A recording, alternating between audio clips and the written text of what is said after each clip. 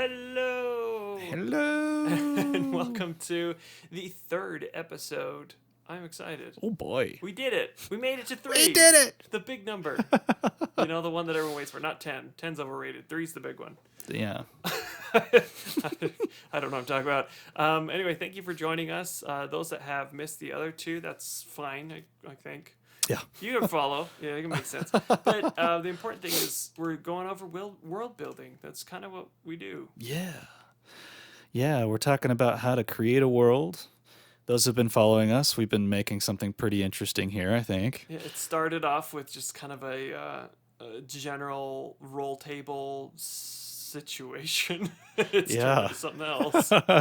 Yeah, and by the way, for those of you that have been following this robotocracy that we're building out, Based off Lord of the Rings and we're talking about, possibly maybe writing out a book and printing some materials. If any of you have any experience or know anybody who's done this, please reach out. Help us get a little bit more information on and this. It's funny. I've actually been in contact with a map builder recently, and also someone else who does some art. And I mean, it could potentially be something pretty big. So if you want to kind of get in on ground zero, and of course we're just doing this off the just like the cuff essentially, but we really want to plan it out more than just we may do it. We're writing it out. Yeah, that's happening. We want to make it totally playable. We could do a PDF, whatever, but we'd prefer to do something a little bit more.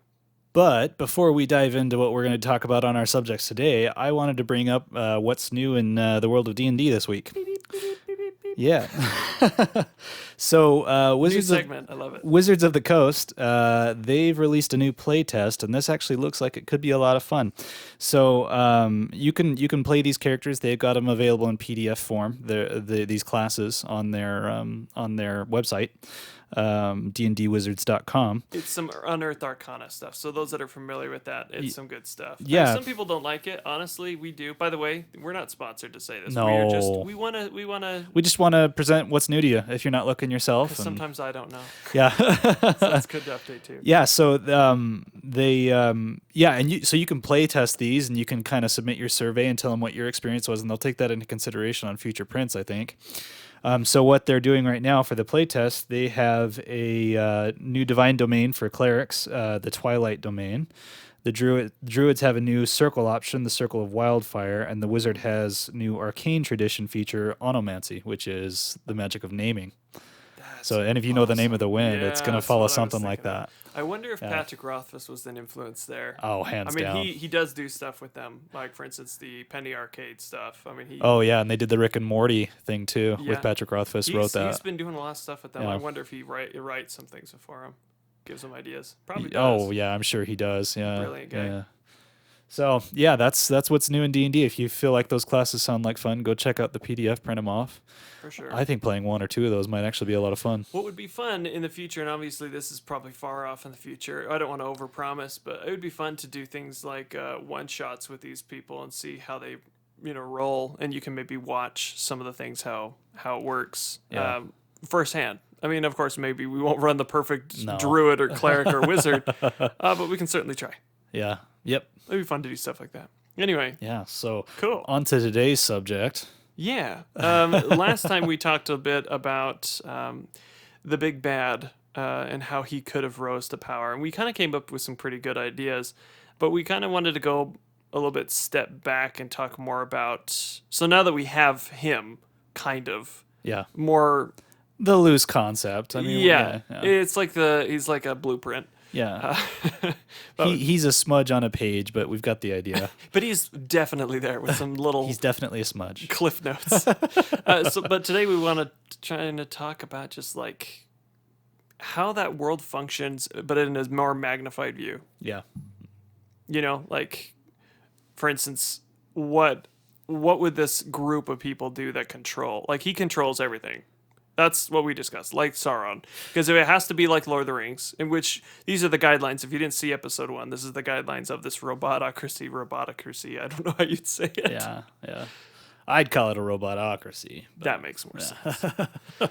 But that's just we me. discussed like how he would have rose to power, but you had a name for him. What was the idea that you had for a name? like veneration. Veneration. Let's just call him Veneration. Let's call him that for now. Yeah, or just we might let's change stick it with down the line, but it'll be nice to stick to a name instead of being like this robot over. Yeah. Okay. So veneration. Yeah. He is. So I kind of wrote it out, and I'm going to release this on Patreon this month for October.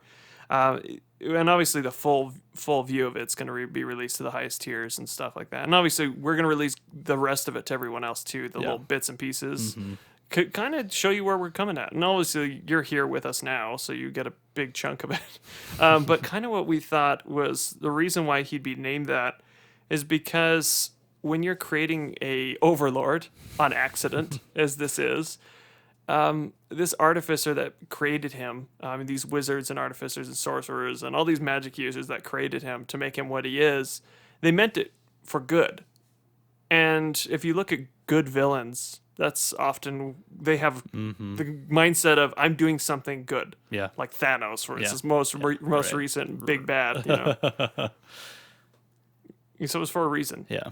Yeah, the reason he was created. Yeah, and what's interesting I hadn't really considered before is we haven't really attributed any kind of personality or traits or anything to this guy yet, other than he seeks more power, more intelligence. I have a little. What I have written on him so far is that he, and if you look at Warforged in general, they, they're steel and some bio material essentially, but forged with magic to be a living, breathing, functioning destruction force. Or some of them kind of steer away from that.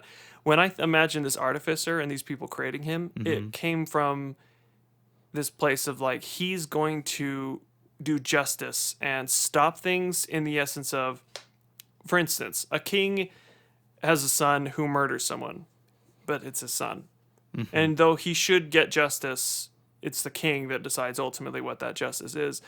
Veneration would just do it. So, kind of the feeling is he's extremely dogmatic in the way he approaches the world. He would have to be. And I think at first, the world's in chaos, by the way, if you're unfamiliar. And this is a long time ago. This is like 800 years or whatever, arbitrary, but a long time ago in a galaxy far away. Yeah. And long enough where nothing makes sense, so you can make it all up. The world at this point would have to be in some kind of major chaos, because why would they create some overlord that would be like this? So it's kind of that mindset of he had to have been an answer, where they were all like, books will solve the problem. Let's look at books. And sorcerers are like, let's burn them all to the ground and solve it later. And then, not all sorcerers or not all wizards are like this, but let's just speak specifically. Druids are like, it's got to return to a natural thing, And this Arcanist is like, those are all good, but we need to put them into one being because we all have our different ideas. Let's put him into the perfect being that could stop all of it, that could, delegate to different Warforged. So he kind of became the false Superman of the world. Essentially, yeah. And so the way that it would have had to have been done, at least in my mind, and kind of how we discussed before, is that they gave their powers in this council. I picked 10. And they gave him their powers, and it was a big sacrifice. They knew it was, but then he started to go. And it was the council that still ran it. It was the guys of the same thing with like the rings of men in the with the ring rates. He was like, yeah, this is going to help you seek vengeance for what happened to you. This is going to help you get power, and so like he probably had the mindset because he was already created to be like, yeah, go ahead. I will stop this. And he probably did a great job to the point that other nations, after they started to conquer and stop the wars, they probably were like, yeah, let's do this. I think there were probably some smart people. He was fed some slightly off programming. Yeah, something didn't sit right. His morals that he was taught were just enough off that just some kind of mixed wire. He got to the point of his extreme power and bent the world to his will after he saved it. Yeah, and we kind of had discussed a little bit before, and we're going to get into our main topic, but we've fleshed it out a bit since then. Yeah. But really, I imagine he uses these other Warforged, other things that he can create, because we created it like Lord of the Rings and also like Conan and also like what was the other ones? I can't think of. Thieves was one of the like the players, but Thieves and there was one more that was important. And Robotocracy. So for like a Robotocracy, there had to have been some kind of constructs that he controls, and we've decided to maybe call them like something that's protecting. So like a like a keeper. Yeah. So like these keepers are over districts or areas Something or guilds. that doesn't sound awfully menacing, so that the public might have accepted them from the get-go. Precisely. Yeah. You don't want to call them the death squad. They want to sound like the keepers. They're taking care of you. They're keeping you safe. And that's saving the public. It's like a dictatorship that's like, yeah, we're totally protecting you. And then before you realize it, everyone has a noose around their neck ready to drop, but you don't dare move. And that's kind of what I think the world is probably at right now, which leads us into today's topic. So we talked about the state of the government has got to be some kind of like a dictatorship dressed as an oligarchy. Yeah. So nobody recognizes that the veneration is the leader of the world, or that he's really controlling anything, because he's sitting back and no one would call him the Dark Lord. No one would refer to him as some like evil force. In fact, I don't think anyone would know. I don't think your players would ever find out. He's not like the known Sauron. And that's I think where our story will differentiate, is because to give a good bad guy, you kind of don't let him be known. A little bit of mystery feels good. Because then when they do find out, it's like, oh my goodness, there's an actual being that if we found a way to destroy. By the way, good luck. He's got powers from some of the strongest archmages and whatever in the entire world just inside him. Yeah. So the kind of what we were thinking, or some ideas that we came up with, where maybe the gods wouldn't have been happy with the rise of his power. Absolutely. I mean, think about it. In D&D, in Pathfinder and whatever, there's gods most of the time. And those gods are pretty like, this is my domain, you stick with your stuff.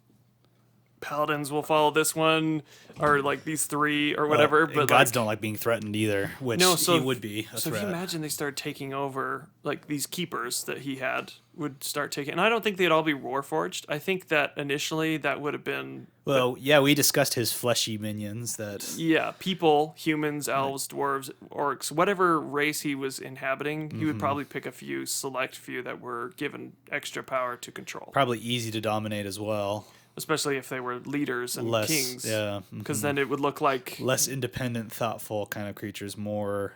And also not upsetting the balance. Because think about it. Everyone likes their king. Everyone likes their people. Yeah. If you suddenly put in your own person, there's immediate... It's like introducing a black ant into a red ant hill. Yeah. It doesn't matter if it's a queen. Can you imagine if somebody appointed a king over your city? Exactly. Someone else from outside of your city. Like a different country. It speaks a different language. Or just, it wouldn't work. President Trump appoints the new king of... of whatever city city you're in. I mean, it's like, and as crazy that sounds, it's like, this is what would not happen. You couldn't do that. Yeah. So I would imagine you wouldn't get away with that ever. I think the keepers would have, what would you say, like ambassadors or people from the council to oversee, to help ensure peace. They would at least report back in some fashion. And I feel like the leaders that were currently there during the chaos would just be passed down from leader to leader, so they would be in complete control. Much like control person, hold person, all these magic spells that like do not let you do anything, but at a constant rate. Yeah. And this, because these keepers, since they're close by, and that would be a good way to free regions later on, to like, how we stop them? You kill a keeper. Remove the keeper. Yeah, so it would create this kind of... They hold whatever symbol of control over that area on their person. And then you'd have to weed out the rest. But, I mean, I'm sure there would be more than just one thing. I mean, it would probably be several agents and whatever. And maybe larger cities would be made up of small councils instead of just one keeper. Yeah, absolutely. Yeah. But everyone answers to the one council, which is like the one ring since it's a circle. Yeah. I thought about it. It's like a pyramid. But okay, let's talk more about the keepers then. Yeah, so we thought about maybe borrowing some ideas from some literature that we love. The best artists steal. We all know this. Oh yeah. Yeah, ask any of the artists. They'll tell you that they got their ideas. Of course, because art is a constant changing thing. We're all standing on the shoulders of others. Anything in D&D, that's exactly that's what we're doing literally with the Lord of the Rings thing, because of that draw. We're literally standing on Tolkien's shoulders when we're creating these ideas. Well, what did Gary Gygax do when he created it? So, one of the thoughts was, these keepers, as a form of control, they could potentially be controlling magic and its use. So whatever regions they're dominating over or maintaining would be subject to whatever tenets they would want to put over the area. Yeah, and also on that note it's like when people have something like that, like magic, for instance. Magic exists. We've decided that in this world, magic exists. Clearly, Yeah. I mean, there's constructs. They don't exist without that. We're talking about gods and godlike things. And Exactly. it's all... So on that note, people could overthrow. There's magic users that are more like wild magic with sorcerers. Highly explosive. Oh, yeah. Yeah. Like, if you don't quell that, they could be stronger than the keepers. So I imagine, on that line they would. And, probably in his godlike intelligence, Veneration would recognize that probably his only threat is magic users. Yeah. I mean, because a bunch of peasants running at him with pitchforks versus a mundane mage, fighter with a stick, what's that going to do to an intelligence that can transport itself anywhere? And yes, to some extent, an army could defeat very powerful archmage. Of course, 5 guys in a room could kill him. Yeah, but realistically, even then, the right archmage, circle of death. See you later. Yeah, we've had this experience recently.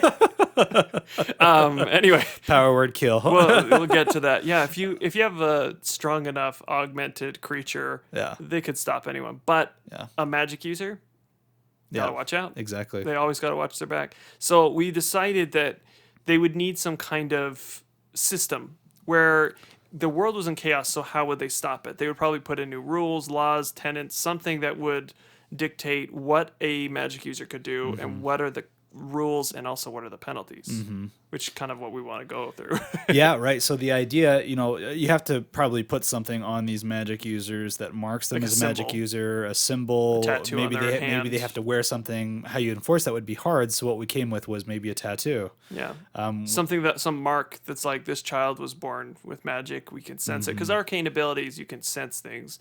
And magic users can actually literally cast, find magic. They can really find anything. So maybe they're tattooed with a symbol that's a literal ward that enforces the tenets that the keepers want to impress on their populations. Yeah, and on that line, it's like if you think about what they would try to stop them from doing is they probably would allow them to use magic because stopping for the magic, right applications. I think they would use it for the betterment of the society that they're in. If they're growing crops, they would use more like climate usage and like things that they could control plants. Like druids would be very useful, but they would be even just for the idea of keeping their morality high. But maybe their shapeshift abilities would be stopped or because unless it was necessary.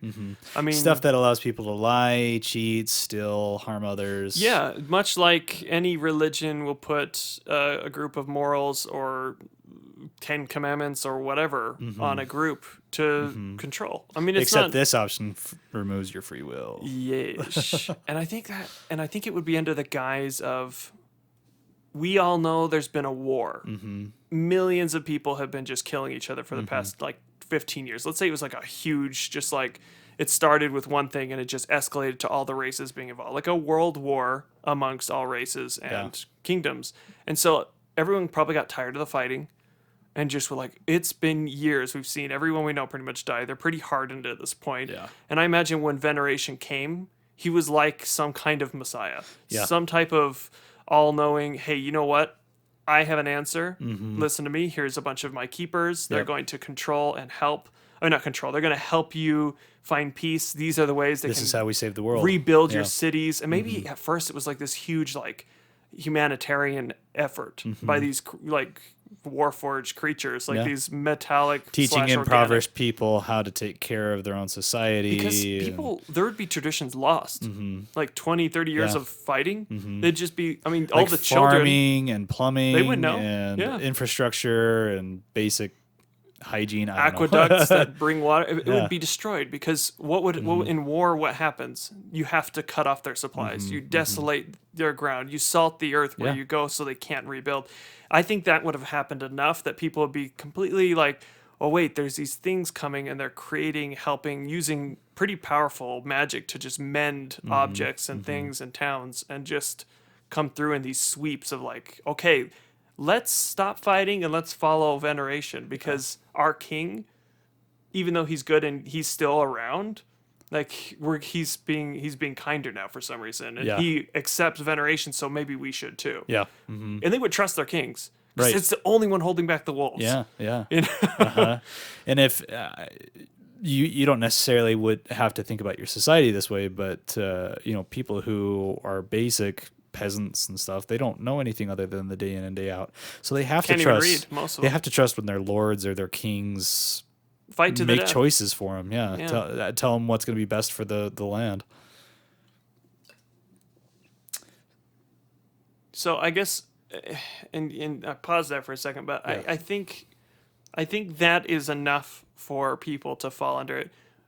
Something extreme that's brought in by another extreme, but in the opposite, which for them they would be ready to go. Yeah. So let's say they let in the keepers. They started allowing these marks to be made on their children, on themselves. Any magic user comes forward and be like, okay, I have fought for years. I'm If it means scarred. prosperity. If it means that my children, my children's children can have some kind of peace, we're done with the fighting. I Yeah. imagine people would be like, we are so done. There'd be some that wouldn't, because they have true. power. That's true. Which I think that's when veneration would show some pretty intense justice, you know? Just coming in like really hard. Just come in and just wipe them out. Yeah. Yeah. And I think that would give some kind of like, oh, okay. And like some of the people would be like, that's good, I guess, but also that was all of them. You know, like Yeah. something extreme where it was like an entire city gets wiped out. Yeah. Or maybe like if you want to use the traditional Or subjugated. what's the word I'm looking for? The traditional groups. I don't want to call them cultists. That's not the word I'm looking for, but the traditional Some kind of disciple, some kind of person who would follow her. the groups like the Emerald Conclave. Okay.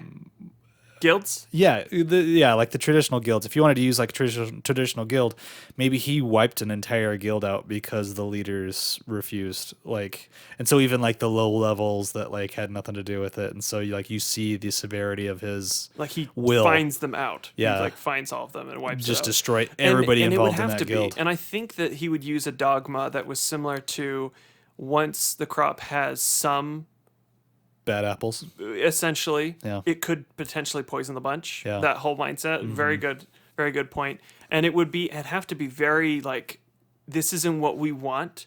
This is what has to happen to stop what the previous years have done. They can prove with history after Cut out the history. infection. Cut the infection off, not out.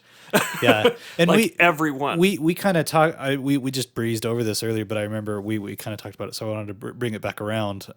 We talked about how the gods, the traditional gods, wouldn't allow this type of behavior, and so maybe at some point a demigod or even A champion of the a gods. champion of the gods intervened, and Maybe celestials. yeah, Like for instance, in the D&D book, there's some pretty intense celestials. there's a few in there, like yeah. level 20, like critical ratings. Like let's say But if Veneration won that fight, he would absorb it. he's suddenly approaching god level power, and now And if they he can't did it do a few anything about and it. if he did it a few times, some of the gods are, and if you look at the devils, demon lords, gods, their stuff is around 25, 30. It depends on like. Yeah, So yeah. I mean, he'd be up there. Yeah. He would be a legitimate contender to be a god. Yeah. And under the what is it, like the divinity is a ladder type thing, the staircase. Like the Raven Queen Yeah. or Matron of Ravens, depending on what you're listening to. She did the same type of idea where she was once a person of some sort, and it's not totally clear, but all we know is that she pretty much She ascended. to Yeah. godhood. And there's She been took a the few place of, of the those. existing god of death at the time, who was, I don't remember his name. I don't remember either at Yeah. the moment. But the important thing is that it can be done. So I think at certain points the gods would not intervene because they only have so much power. Yeah. They have power. Yeah, and it depends on the world that you're playing in. In this one? some worlds the gods have next to no power because they sealed themselves behind the door, like in Taldori. They Yeah. sealed themselves away so that the demon world or the hells basically wouldn't have any access to the material plane. it's kind of like the balance. It's Exactly. Like, it's like when Exactly. one side is able to do things, the other side's able to do things. Exactly. If they both shut themselves off, then there's material plane just does its own thing. Yeah. So depending on how you play that, I would say he would be the god of the material plane. yeah. He would shut them out because they, let's say, for instance, they had that same Tal'Dorei mindset. Of, That's actually exactly what we just did. So. yeah. So, yeah. I don't want to spoil anything, but No, we watch. By the way, if you're not watching the Tal'Dorei campaign, we just finished season 1. It's not going to be out for a few more weeks because we're doing week by week. But when it's out, you'll see the conclusion. It's epic. Anyway, you gotta. Yeah. It's good. Yeah. But anyway, on that note of this, is that they cut themselves off. They shot themselves in the foot on accident. Yeah. Because they are not allowed to do anything. Otherwise, the demons will be allowed to do something, or the devils, or something. So maybe he's created this way and he's thought it out. Of course he would have, because he absorbed the knowledge, the everything from the council that is basically puppets now. Yeah. And now he's able to do whatever he wants on this plane with almost no repercussion. And that's why magic is so easy to influence for him, because where does magic come from? From a lot of these people. Warlocks have their patrons. They give them power, but it's not like all power. Yeah, and it depends on what model you're looking at. So like in Faerun, there's the weave of magic that's constantly flowing through the world, and certain types of wizards and stuff can just tap into that weave, and it has nothing to do with interacting personally with any of the gods. They're just able to kind of feel and they work learn with it by knowledge. They can look it up in a book and read off a spell. Yeah, they just tap into what's there rather than interacting with gods. So would you say that magic is able to just be learned by anybody, or is it a born thing? Or is it a little bit of both? I would say that would probably be up to the personal DM of the world. Okay. Whoever's let's not go the that campaign. deep then. Yeah. Let's just keep it at a simple magic is controlled. Yeah, I mean, it depends on how they want to play, Do they want to play high magic or low magic? People could decide That's that, true. I suppose. It could be very dark sun. I mean, that's a thing that Wizards has, and it is dark. It is just like an apocalypse. Yeah. And it is gritty. And if you're ever playing it, you're probably going to die. I mean, it's like the Dark Souls of D&D. And I mean, and this could be one step up. I don't know if I'd go as in depth, but it's pretty close too, I would imagine. Yeah. But what does it look like?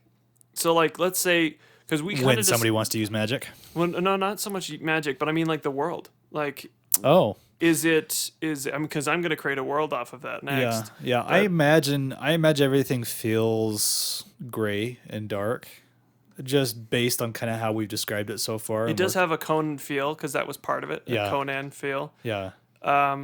So would it be like desert-like in some areas? Is that where where the player's starting? Well, we're talking about areas that had mass desolation, right? So maybe there's there's small pockets of like oasis-like places where they can actually grow crops and they can have active societies and cities. So I imagine like desert-like caravans taking supplies from one area to another under the protection of some keepers, or like, I think there'd be lesser keepers, and we need to find a name for them. People that the keeper would be over a section. Yeah.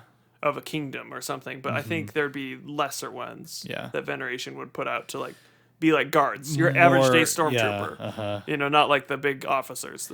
And they wouldn't need to be, they wouldn't really need to be considered keepers, but maybe they just work for the Empire. Maybe they have I imagine their uniform, and not like this is important, but for me it is to just see it. I imagine the keepers are like Warforged. But I imagine the ones that are like your everyday guard would have to have like a mask or something, like a symbol. Yeah. Like a mask on their face. And I'm obsessed with masks. Those that know me, I love masks. But I imagine they are kind of like I don't want to say stormtrooper, but the reason why the stormtroopers all have helmets, and it's that same anonymity. It's the anonymity, and you can watch a hero. You can watch a hero kill a faceless person. Yeah. No problem. Yeah. They can kill them by the hundreds. You don't have to worry about But the if you see the agony on the faces, and that's the idea of cinematography too, when you see a bunch of guys wearing helmets and you can't really see their faces, it's a very simple thing that shuts the brain off from being like, that's not a human. Yeah. And especially when you shape the helmet like a World War II German helmet. No offense to Germans, I'm just saying. No, but that was That's very Star Wars. no, that was the World War stormtroopers. II. The Yeah. Nazi group was called stormtroopers. Yeah. It is literally Yeah. a correlation, so Yeah. it's not offensive at all. Yeah, I'm not trying to offend anybody. I'm just George Lucas would be the one to apologize there. Yeah, but exactly. It's not like it was a good day anyway for them. But Yeah. anyway, but the point is I feel like giving them some anonymity of just like they're just people that are in control of them, and they're just guards because either out of fear or out of habit or out of prison camps that force them to be these people. Maybe they're not all bad, but they're past saving. Yeah. Maybe they're like, and if you take off a mask, maybe they have like marks on their heads or eyes or like something that's Something like, that dehumanizes them further. so even if you take off the mask, you can tell Yeah. that one of these people is like a guard. I'm just gonna say guard for the lack of better words. Maybe they've got an implanted tooth. some kind of Control monitoring device. Well, that's not a bad idea. I mean, for instance, there's different words like keeper we used. Maybe they could be like defenders or guardians.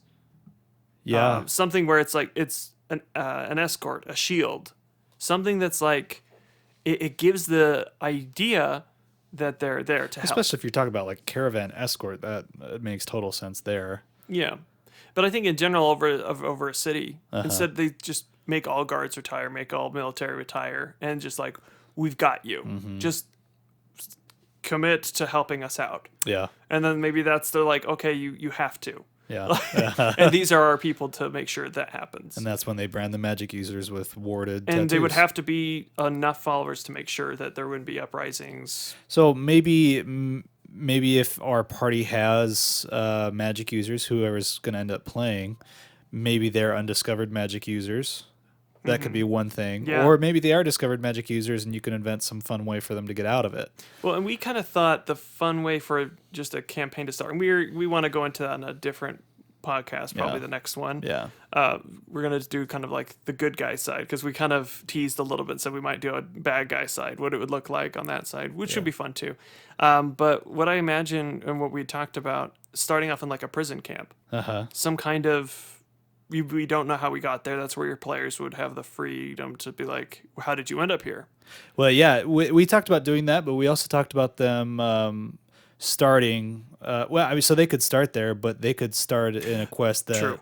That leads them they to get that. caught and thrown into jail as sort Maybe of like the episode inciting zero. Maybe incident. episode 0 is kind of like they're doing something illegal. Exactly. And exactly. because since they're thieves, And then they're thrown into jail. yeah, because that was the what are the players, and it didn't mean they have to be rogues.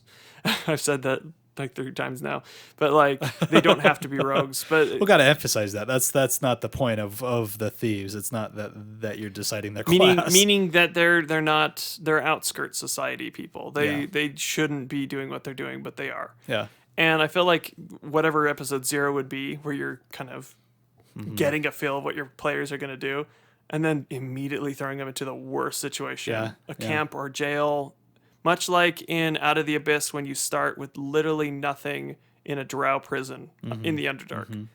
That's the end. Yeah. It feels like the end. It should be the end. That would be for any Think about drow. practical. You do not fight them. Yeah. I mean, if you actually read that, and spoilers, you're not supposed to fight them. Yeah. You would die. Yeah. There's a big amount of them, and they would wreck They're all high level skilled And they're drow. fighters and warlocks and they've been alive for like 100 years each. priestesses and Yeah, and there is a priestess there. is there? Yeah, so a priestess of Loth just there, and they have a shrine to Loth, and it's like, you're going to die. Yeah. They're going to take you back to Menzo Baranzan. Oh really? Yeah, you're toast.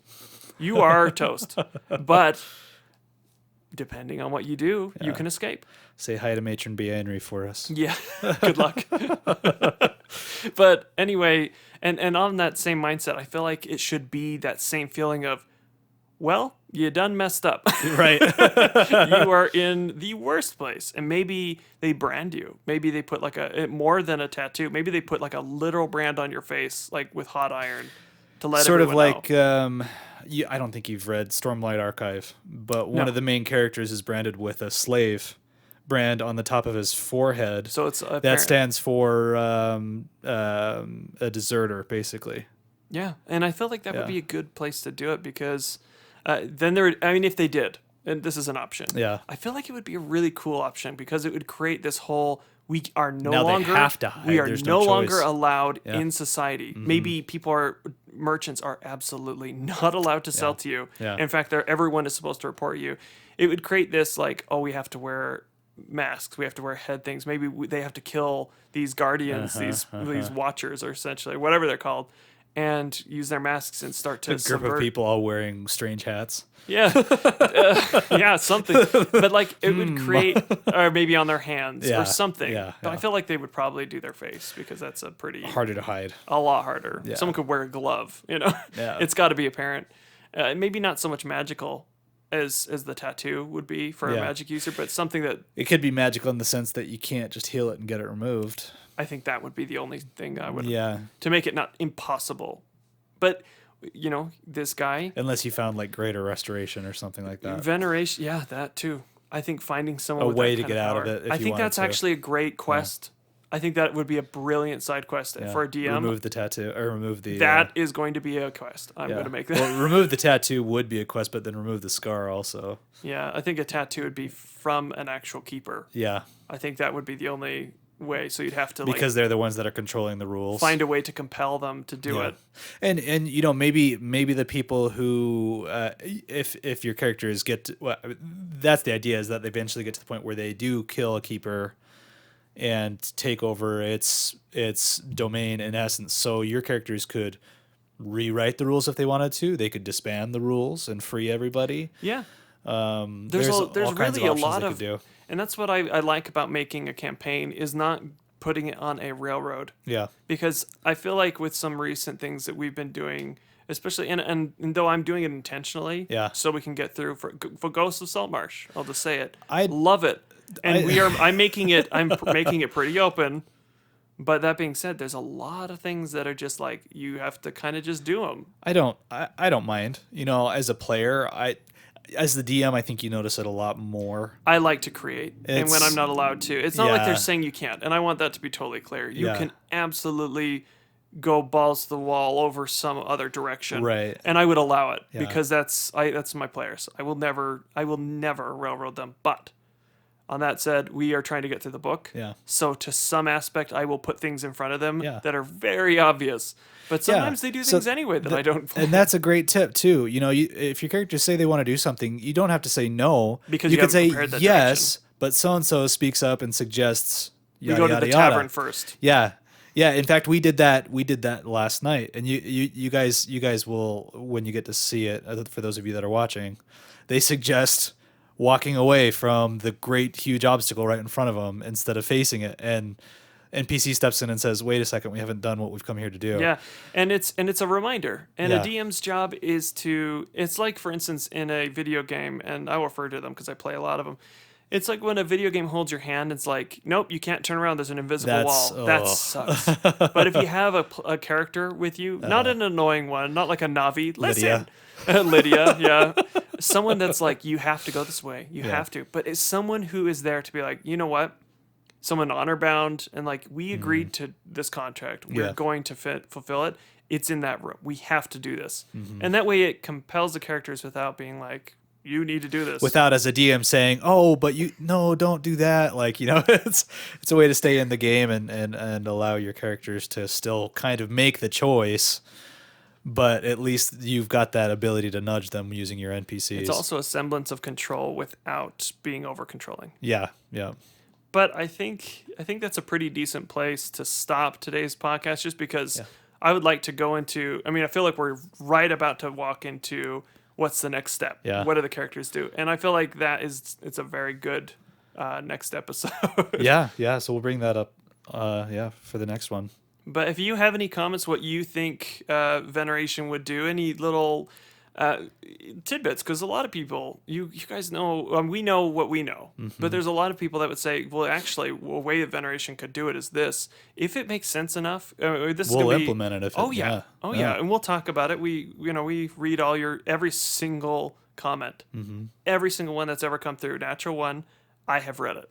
So emails, everything, I've read them all. So if you have anything that you'd like to add, go to the YouTube, the actual Natural One YouTube, the podcast where it's located, and comment. if you're not listening to it on YouTube. And this episode will be going out on other platforms. So if you're checking us out, like on Apple, Spotify, Google Podcast, all the Wherever places it that ends this is up. going to go out, it should be on all those platforms. Leave us a review on Apple. That'll help this podcast go a long way towards its growth. And Yeah, we're just a baby. We're looking to take it places. So This is going to be weekly. if you like the podcast, please leave us a review wherever it's available, wherever you're listening to it. And if it's just like 5 people watching and listening, That's all we need. up? Yeah. because we cater to the individual at Natural One, because we're never going to be, I shouldn't say never. It's more than likely that not even that. There's a good chance that we will never reach thousands of ears. But there's also a very good chance that there could be people that will eventually use this to write something epic. And if I or Will here have had any small indication to help you get there, tell us about it, because I want to know what you've created too, because we love it, but I love hearing about your stuff. Definitely. I do. So anyway, that's it, and that's all. So we'll see you in the next podcast. Thanks for watching, listening, and whatever else you did. Bye-bye. Bye.